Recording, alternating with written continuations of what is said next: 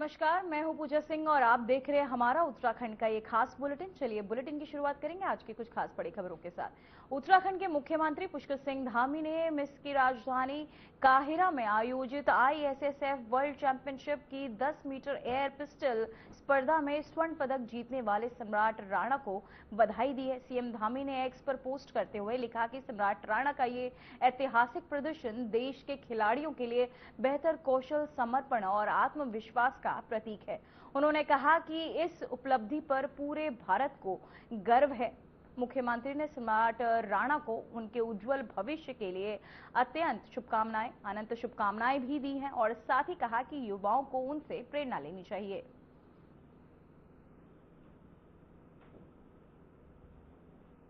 तो वहीं आपको बताते चले 10 मीटर एयर पिस्टल स्पर्धा जिसे लेकर बधाइयां भी दी।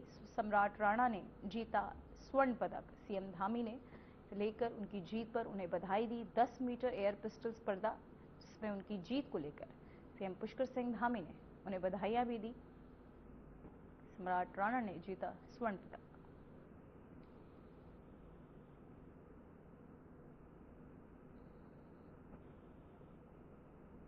उत्तराखंड अपनी लोक संस्कृति तीर्थ स्थल के साथ साथ साहसिक पर्यटन का केंद्र बन रहा है।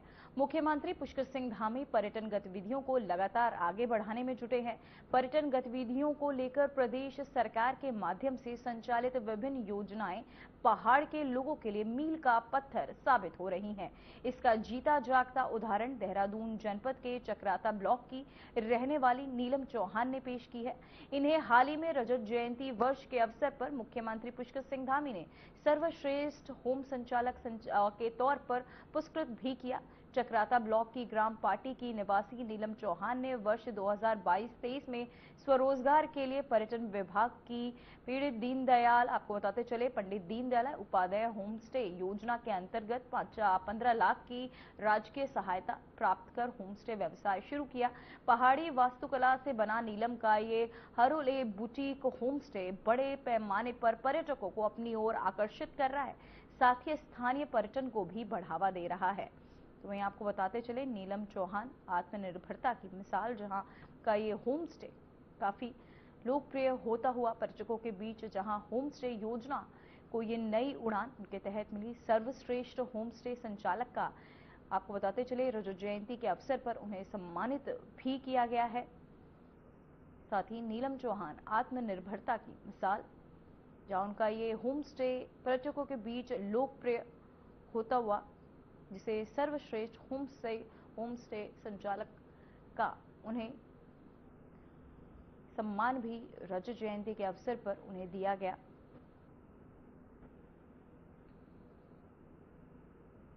तो वहीं चक्राता में पर्यटन को नई दिशा। पर्यटन विभाग उत्तराखंड सरकार व माननीय मुख्यमंत्री उत्तराखंड जी के द्वारा एक योजना संचालित की जा रही है जिसका नाम दीनदयाल उपाध्याय गृह आवास योजना है। जनपद देहरादून की रहने वाली नीलम चौहान ने इस योजना का लाभ वित्तीय वर्ष 22-23 में लिया। वह 15 लाख रुपए की सहायता प्राप्त करी। इस प्रकार उन्होंने अपना होम स्टे बनाया। वह न केवल स्वरोजगार से अपने को लाभान्वित कर रही हैं, बल्कि आसपास के लोगों के लिए भी प्रेरणा का स्रोत बनी है। मेरा नाम नीलम चौहान है और हमारा होम स्टे हारून चक्राता में टाइगर फॉल के पास है। माननीय मुख्यमंत्री जी और टूरिज्म डिपार्टमेंट को मैं बहुत बहुत धन्यवाद देना चाहूंगी, क्योंकि उन्हीं की चलाई जा रही स्कीम दीनदयाल होम स्टे योजना के तहत मुझे वित्तीय सहायता मिली है हारून होम स्टे का निर्माण करने के लिए। आज हारून होम स्टे की वजह से मैं न कि खुद फाइनेंशियली इंडिपेंडेंट हूँ, बल्कि मैं 7 से 8 लोगों को रोजगार भी दे रही हूँ। हारून होम स्टे में हम जौनसारी भोजन देते हैं, रिंगाल के अपने लैंप शेड बनाए हुए हैं और भेड़ की ऊन के कारपेट बिछाए हैं, ताकि जो गेस्ट हमारे यहाँ आते हैं उनको हमारी परंपरा और संस्कृति के बारे में ज्यादा से ज्यादा जानकारी हो।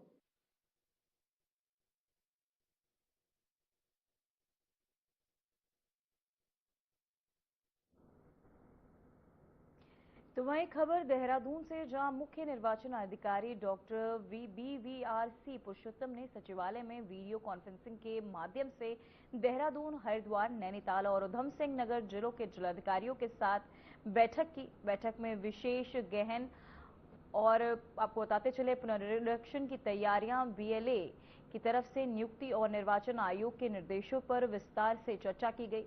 सीईओ के निर्देश दिए गए कि 2003 की वोटर लिस्ट में शामिल सभी मतदाताओं का वर्तमान मतदाता सूची से मिसाल सुनिश्चित किए जाएंगे। उन्होंने कहा कि जो मतदाता अब दूसरे स्थानों पर शिफ्ट हो चुके हैं उनके साथ बीएलओ व्यक्तिगत संपर्क कर उचित कैटेगरी में मैपिंग करें ताकि पुनरीक्षण के समय किसी मतदाता को परेशानी ना हो।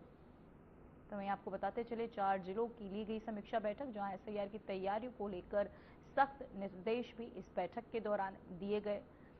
और आपको बताते चले एसआईआर की तैयारियों पर सख्त निर्देश इस बैठक के दौरान दिया गया। मुख्य निर्वाचन अधिकारी ने ये बैठक की, इस दौरान तमाम तैयारियों के बारे में बात की गई और साथ ही उसे लेकर संबंधित अधिकारियों को उन्हें समयबद्ध तरीके से पूर्ण करने और साथ ही आपको बताते चले निर्देश भी तमाम दिए गए। एसआईआर की तैयारियों पर विशेष गहन को लेकर ये बैठक, जहां बीएलए की नियुक्ति को लेकर ये अहम बैठक आयोजित की गई। एसआईआर की तैयारियों पर दिए गए सख्त निर्देश। इस बैठक के दौरान सभी अधिकारियों को निर्देश भी दिए गए। साथ ही मुख्य निर्वाचन अधिकारी ने ये बैठक की। इस दौरान उन्होंने अधिकारियों को बीएलए की नियुक्ति को लेकर ये बैठक आयोजित की गई, जहां अधिकारियों को निर्देश भी दिए गए। एसआईआर की तैयारियों पर सख्त निर्देश दिए गए। बीएलए की नियुक्ति को लेकर ये अहम बैठक आयोजित की गई है, जिसे लेकर आपको बताते चले तमाम अधिकारियों को इस बैठक के दौरान निर्देश दिए गए। मुख्य निर्वाचन अधिकारी ने ये बैठक ली, जहां सभी अधिकारियों से जानकारी ली गई और सभी को निर्देश भी दिए गए। तो वहीं दिल्ली के लाल किले के पास हुए बम धमाके ने पूरे देश को हिलाकर रख दिया। इस दर्दनाक घटना के बाद उत्तराखंड में भी सुरक्षा एजेंसियां पूरी तरह अलर्ट मोड पर आ गई हैं। साथ ही राज्य के हर जिले में पुलिस की चौकसी बढ़ा दी गई है। रेलवे स्टेशन से लेकर बस अड्डों तक, मॉल से लेकर मंदिरों तक हर जगह सुरक्षा बल तैनात है। देखिए ये खास रिपोर्ट। दिल्ली के लाल किले के पास धमाके के बाद उत्तराखंड में हाई अलर्ट जारी किया गया है। मुख्यमंत्री पुष्कर सिंह धामी ने पुलिस और सीमाओं पर निगरानी रखने और संवेदनशील क्षेत्रों में सुरक्षा बढ़ाने के निर्देश दिए हैं। सभी जिलों में सघन चेकिंग अभियान चलाया जा रहा है और जनता से अफवाहों पर ध्यान न देने की अपील की गई है। पुलिस संदिग्ध गतिविधियों पर कड़ी नजर रख रही है।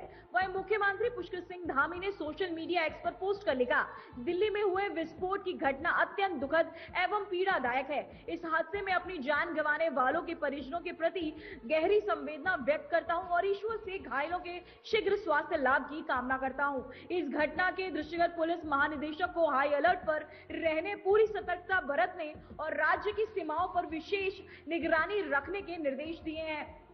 रेलवे स्टेशन से लेकर बस अड्डों तक, मॉल से लेकर मंदिरों तक हर जगह सुरक्षा तैनात है। पुलिस महानिदेशक को राज्य को हाई अलर्ट पर रखने, सीमाओं पर विशेष निगरानी बढ़ाने और भीड़ भाड़ वाले क्षेत्रों में सुरक्षा को और मजबूत करने के निर्देश दिए गए। तो वहीं एसएसपी अजय सिंह खुद रात भर देवभूमि की सड़कों पर चेकिंग अभियान चलाते नजर आए। बता दें कि मुख्यमंत्री धामी ने साफ कहा, जनता की सुरक्षा हमारी सर्वोच्च प्राथमिकता है। किसी भी स्थिति में लापरवाही बर्दाश्त नहीं की जाएगी। ब्लास्ट की घटना हुई, जिसको देखते हुए उत्तराखंड में भी महानिदेशक महोदय द्वारा भी सभी को निर्देश जारी किए गए हैं। सभी जनपदों में भी, खासकर ऐसे स्थान जहाँ पर भीड़ भाड़ के स्थान हो, ट्रेन हो, बस स्टैंड हो या मॉल है, इस तरह की चीज़ों की तो सभी अधिकारियों को निर्देशों के क्रम में चेकिंग लगाई गई है। हमारा जो बीडी स्क्वाड है, इनको भी लगाया गया है, डॉग स्निपर डॉग्स है, उनको भी लगाया गया है और ये चेकिंग निरंतर जो आगे कोई इनपुट प्राप्त होगा तो उसके हिसाब से भी की जाएगी। और ऐसी कोई भी संदिग्धता जो देखने को मिलती है, खासकर ऐसी जब बड़ी घटनाक्रम होता है तो उसको देखते हुए भी पुलिस को हाई अलर्ट पर रखा गया और खासकर जो बाहर के नंबर की गाड़ियाँ हैं या बहुत लंबे समय से कहीं यहाँ पार्किंग में खड़ी हैं या एसबीटी के पास खड़ी है या मॉल के पास खड़ी है, उसको विशेष फोकस लेकर उसकी चेकिंग के लिए सभी को निर्देश जारी किए गए। देहरादून, रुद्रपुर, काशीपुर, बाजपुर जैसे इलाकों में नाकेबंदी बढ़ा दी गई है। पुलिस सड़कों पर लगातार गश्त कर रही है। वाहनों की गहन जांच की जा रही है। चारधाम, बद्रीनाथ, केदारनाथ, गंगोत्री, यमुनोत्री अभी भी हाई अलर्ट पर है। हर मंदिर, हर मठ में सुरक्षा के कड़े इंतजाम किए गए हैं और उत्तरकाशी, चमोली और पिथौरागढ़ जैसे सीमांत जिलों में एंट्री और एग्जिट पॉइंट्स पर पुलिस का सघन अभियान जारी है। होटल, ढाबों, बस अड्डों और हर जगह जांच जारी है। वहीं राज्य सरकार और पुलिस प्रशासन पूरी सतर्कता के साथ हालात पर नजर बनाए हुए हर थाना, हर चौकी, हर गश्ती दल को सतर्क रहने के आदेश दिए गए। उधमसिंह नगर जिला, जिसकी सीमाएं उत्तर प्रदेश के कई जिलों पीलीभीत, बरेली और रामपुर से लगती हैं, उसे सुरक्षा के लिहाज से सबसे संवेदनशील माना जा रहा है। यही वजह है कि रुद्रपुर, किच्चा, काशीपुर और बाजपुर में पुलिस ने सीमा क्षेत्रों पर नाकेबंदी बढ़ा दी है। रात भर पुलिस की गाड़ियां सड़कों पर गश्त कर रही हैं। उसकी संवेदनशीलता के मद्देनजर एसएसपी उधमसिंह नगर सर के द्वारा सभी भीड़ भाड़ वाले स्थानों, सार्वजनिक आवागमन के मार्गों, रेलवे स्टेशन, बस अड्डा, शॉपिंग मॉल्स, इन सभी में सघन चेकिंग किए जाने के निर्देश दिए गए थे। उन्हीं निर्देशों के अनुपालन में आज यहाँ रेलवे स्टेशन पर ये चेकिंग की कार्रवाई को अंजाम दिया जा रहा है और आम जनमानस को जागरूक भी किया जा रहा है कि वो अपने आसपास अगर कोई लावारिस वस्तु पड़ी हुई है तो तत्काल पुलिस स्टेशन को या 112 नंबर पर सूचना दें ताकि उसके संबंध में आवश्यक कार्रवाई की जा सके। सभी जनमानस से यह अपेक्षा है, आम लोगों से यह अपील है कि वे सावधान रहें, सतर्क रहें, आसपास किसी भी संदिग्ध व्यक्ति या वस्तु के बारे में तत्काल पुलिस को सूचित करें, क्योंकि सतर्कता ही बचाव। सर, सभी जो हमारे जनपद के और प्रदेश के सीमाएं हैं, उन सभी बॉर्डरों पर लगातार चेकिंग जारी है और इसके संबंध में सभी लोगों को भी जागरूक किया जा रहा है कि वे भी अगर किसी भी तरह की कोई मूल्यवान जानकारी या महत्वपूर्ण जानकारी समझते हैं तो जरूर हमसे साझा करें। कुल मिलाकर दिल्ली में हुए इस दर्दनाक धमाके के बाद उत्तराखंड पुलिस और सुरक्षा एजेंसियां पूरी तरह अलर्ट मोड पर है। सीमाओं से लेकर धार्मिक स्थलों तक सुरक्षा के कड़े इंतजाम किए गए हैं। हर संदिग्ध गतिविधि पर पैनी नजर रखी जा रही है। मुख्यमंत्री पुष्कर सिंह धामी ने साफ कहा कि जनता की सुरक्षा से कोई समझौता नहीं होगा। प्रशासन की अपील है, अफवाहों पर ध्यान न दें, सतर्क रहें और किसी भी संदिग्ध व्यक्ति या वस्तु की सूचना तुरंत पुलिस को दें। उत्तराखंड में सुरक्षा एजेंसियां पूरी मुस्तैदी के साथ हालात पर नजर बनाए हुए हैं ताकि देवभूमि में अमन और शांति कायम रह सके। Bureau report, RNTV। तो वहीं उत्तरकाशी जनपद के डामटा में आयोजित 4 दिवसीय यमुना घाटी क्रीड़ा और सांस्कृतिक विकास समारोह में तीसरे दिन खेल और सांस्कृतिक प्रस्तुतियां का शानदार आयोजन हुआ। कार्यक्रम में मुख्य अतिथि के रूप में पहुंचे राज्यसभा सांसद और बीजेपी प्रदेश अध्यक्ष महेंद्र भट्ट का पारंपरिक ढंग से जोरदार स्वागत किया गया। इस मौके पर सांसद महेंद्र भट्ट ने क्रीड़ा और सांस्कृतिक विकास समिति डामटा को खेल मैदान के विस्तार के लिए 5 लाख रुपए की सहायता राशि देने की घोषणा की। उन्होंने कहा कि ये समारोह रमवाई, जौनपुर और जौनसार की संस्कृति को जोड़ने वाली त्रिवेणी के रूप में कार्य कर रहा है। तो वहीं आपको बताते चले, डामटा में यमुना घाटी क्रीड़ा समारोह आयोजित किया गया, जहां क्रीड़ा समारोह में उमड़ा भारी जनसैलाब। साथ ही सांसद महेंद्र भट्ट ने वहां शिरकत की, साथ ही सबका उत्साह वर्धन भी किया और इसकी प्रोत्साहना भी की। खेल मैदान विस्तार को दिए 5 लाख रुपए उन्होंने दिए। साथ ही 33 वर्षों से जारी सांस्कृतिक परंपरा का ये उत्सव, जिसकी उन्होंने सराहना भी की। साथ ही इस उत्सव के दौरान आनंद लेते भी नजर आए और बताते चले, क्रीड़ा समारोह में भारी जन सैलाब उमड़ पड़ा और सांसद महेंद्र भट्ट ने बताते चले इस समारोह में उपस्थित रहे। डामटा में यमुना घाटी क्रीड़ा समारोह, जहां क्रीड़ा समारोह में उमड़ा भारी जन सैलाब, साथ ही सांस्कृतिक लोकगीत नृत्यों से ये समारोह और भी भव्य होता नजर आया।